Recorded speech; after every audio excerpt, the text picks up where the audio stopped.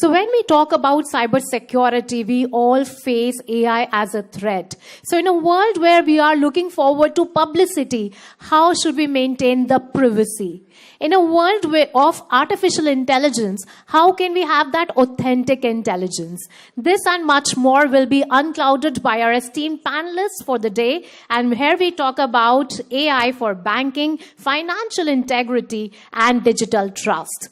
Well, that's the thrust, and may I now request our session chair, Rajshree Sharma ma'am, to kindly proceed and address our August gathering.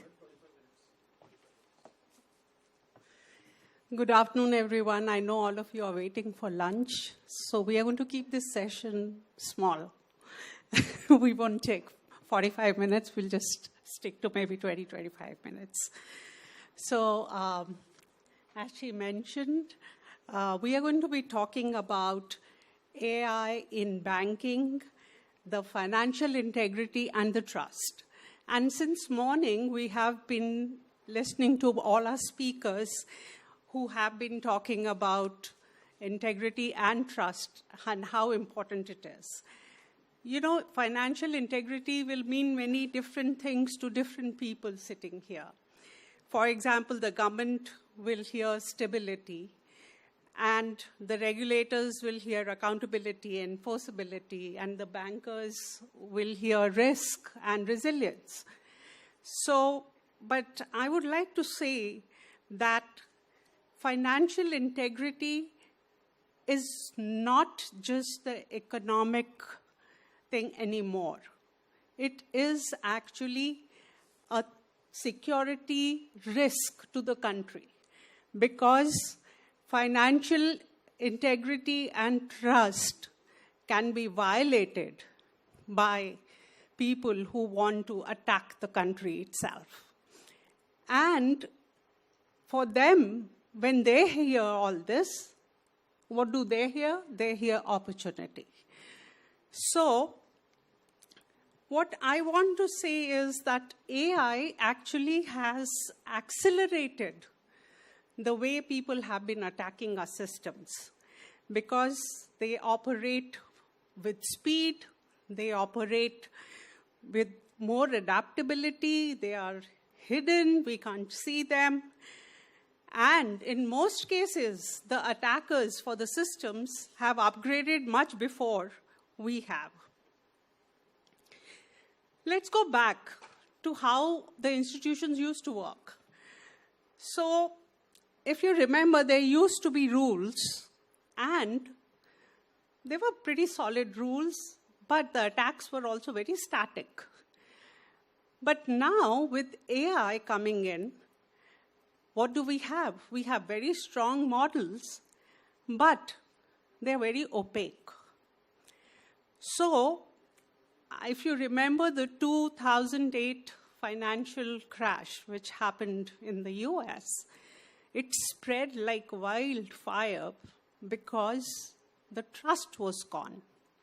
So when we are moving forward, we have to keep these two things in mind. One is financial integrity, and the other is the trust in the systems that we are building. The system that we had, we just followed it blindly. It was not lack of data that had put us in that situation. What had put us in that situation was that we were not putting our judgment to what the system was doing. And now, what is happening is, we have lots of AI systems even today. But we have to remember that once the trust is broken, then what will happen is that it will be spread like wildfire across the world. And we don't want to be in that situation once again. Do you think if today something like that happens, what happened in 2008, things will be any different? I don't think so. Because now things will be faster, they will be at a scale we can't even imagine, and we will not even know who our enemies are because it's going to be ambiguous.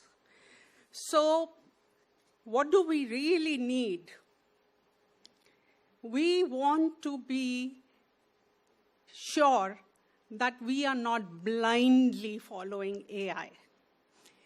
You know, the systems may look very precise, but there could be issues with it. We don't know.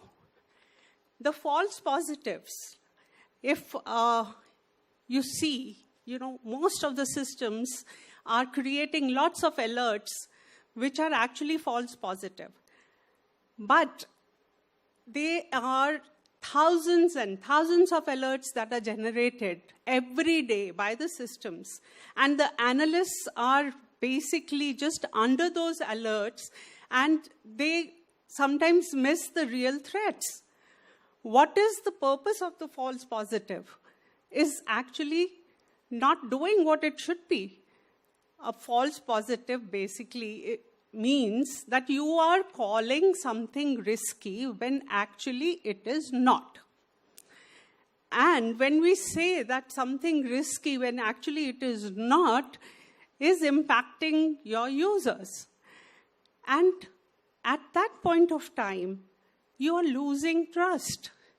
We've all seen, in the banking environment, that we cannot access our account. Why? Because the system couldn't figure out what to be done. So I can't transfer money to maybe my friend's account, again, because the system flagged it.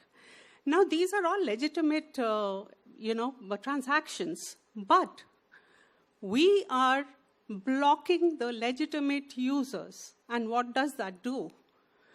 That does the trust is gone. It's just eroded the user trust.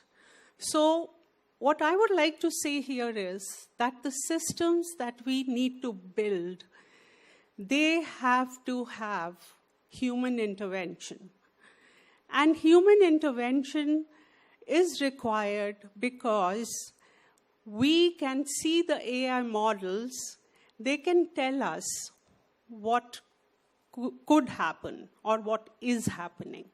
But they really don't have the judgment in whether it has some nuances attached to it, because that is not what an AI model can do.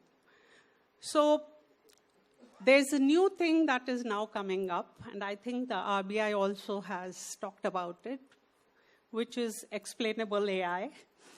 And what we mean by that is that the AI models should be able to also explain why they have taken certain decisions.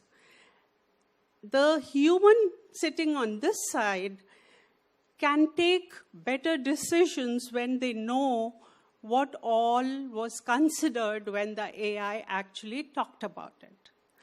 So right now what happens, there are so many alerts, the manager is going to override something because there is something else pressing. Auditors come to audit. These guys have no answers why they took those decisions. And when you look at it, different cases were handled differently. And that is where we talk about the financial integrity. What is financial integrity? As a user, I want my system to treat me fairly. As a user, I want that my system should actually do what I'm expecting it to do, and I should be able to trust it. But that is not what is happening today. And I think for AI in the financial banking department has to move towards this, where when AI has the capability of, predicting something, they also should be able to explain stuff. And from just the model itself, there has to be accountability. When anybody comes in and asks you a question, they don't ask which code or which module in this code actually decided this. They say, who is the one who said okay to this decision? And that accountability has to be with a human. We need to have the humans. And AI should be supporting the humans and not taking up their jobs. But the human has to be there taking decisions that are well-informed. Yuba, so Abby.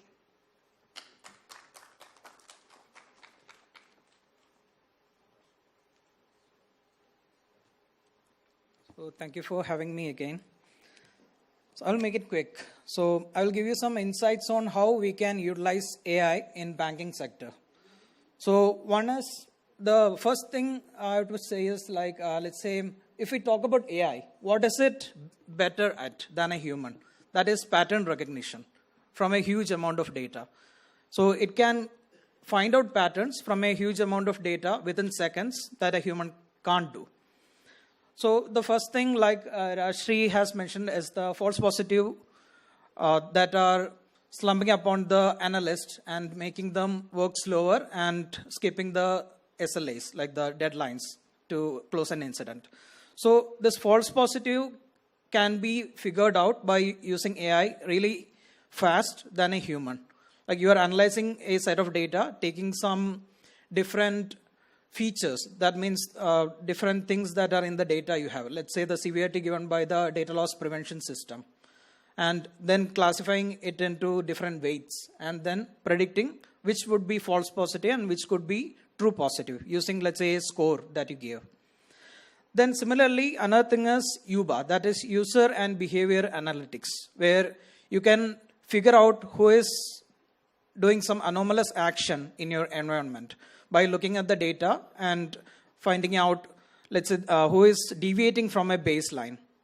And for example, there is a person who is sending out some emails in off working hours, and those are confidential data. So immediately the AI system can figure that out from the huge data set and give you the clear evidence that this person is anomalous. That is the UBA system.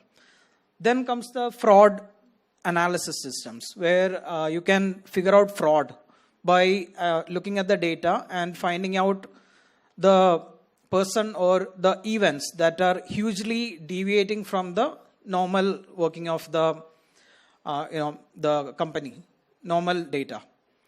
And how this is different from UBA is that UBA has a set of controls that are already established. We know what are the different types of UBA incidents that could occur, like cross-channel threats, then there are pattern-based threats. But fraud is something that is unknown and that is completely anomalous. Then comes the incident forecast. So what if you can forecast for next month that you are able to allocate some resource, since the volume of incidents coming next month will be huge. So this can be done using AI. So it will analyze your historical data and predicts what would be the number of alerts coming next month.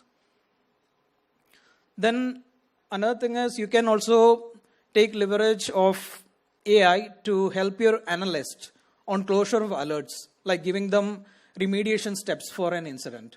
So there is a particular type of incident that has occurred, and AI can give some steps on how to rectify this incident, and it will be immediately closed. And this can be either done on a historical data, or you can give input and train the model yourself one by one when the incident comes in. And finally, at one point of time, it will be really efficient at it. And the main idea is to reduce the analyst time and the time it required them to get on board into your system. So that's all from my side. Thank you, everyone. Thank you, both of you, for sharing your thoughts. And I think I'll just wind up the session so that all of you can go for lunch. But just to emphasize, like the digital identity, I live in the US, and we have something called the Social Security number. If somebody else comes to know that number, you're gone. Then you can try your level best to prove that I am Rajshree, please believe me, no one will believe me. So this is a major thing in the US, and now with all the Aadhaar cards and other identities coming to India, I think we are heading towards that very soon. And just to wind up everything, I think financial integrity, as I was talking about, the trust in the system, and AI we should leverage. AI should be working for us. We shouldn't be slaves to AI, is what I would say, especially in the financial department, because that is the backbone of any country. And if somebody else across the borders wants to attack, that is a very, very key thing that they can target. So with that, I'll say have a great lunch and thank you. It was a privilege standing here in front of you guys. Thank you.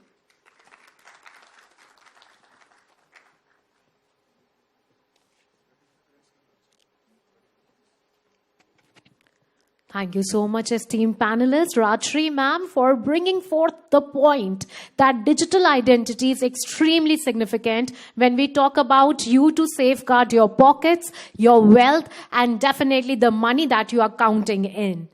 Not only this, we are thankful to our next panelists who had been here and had been sharing, Tarunika Jain ma'am, that yes, behavioral finance holds the key not only as a password, but also as a passport when we talk about those international financial systems. Thank you so much, Abhi Prasad, sir, for once again highlighting that data exploration, data mining, and data marts are all up for sale, but it is about you, how you can keep them safe and secure. Well, so much here that is still going to go ahead, but before that, we take this moment to thank our esteemed panelists for the day, for the session here after learning about data sovereignty to data security, and definitely about AI for banking. With this, may I please call upon Vijay, sir, advisor GCTC, to please kindly felicitate our session panelists. Ladies and gentlemen, can we please put our hands together as we welcome Vijay sir, the co-convener for the event. May I request the backstage team to please gather here the memento and the sapling for our esteemed speakers. May I request Vijay sir to please felicitate first our session chair, Rajshree ma'am. Can we have a huge round of applause, please?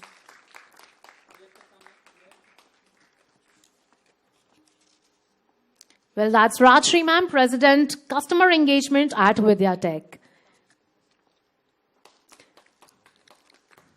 We now thank Dr. Tarunika Jain, Associate Professor, Faculty of Management Studies, Delhi University. It's a matter of extreme privilege and pride to have you here amongst us.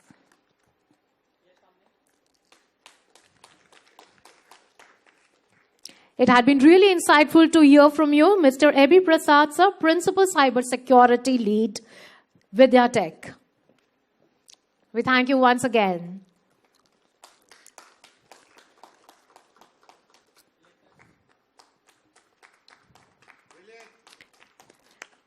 May I request you all to please gather here for a group picture.